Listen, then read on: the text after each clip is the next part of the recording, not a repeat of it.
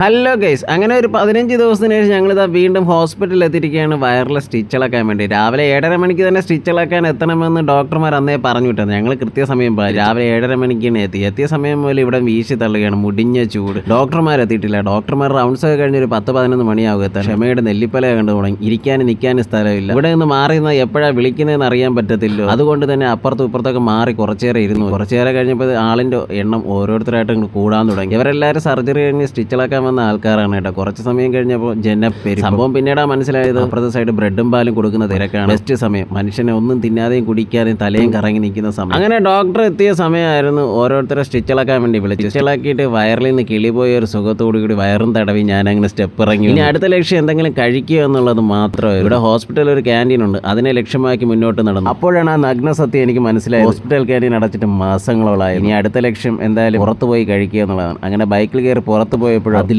വലിയ ദുരന്തം. ഹോസ്പിറ്റലിന്റെ ഫ്രണ്ടിൽ ഒരൊറ്റ ഹോട്ടൽ പോലും തുറന്നിട്ടില്ല. അങ്ങനെ ഇന്നത്തെ ദിവസം ഹവാ ഹുവ.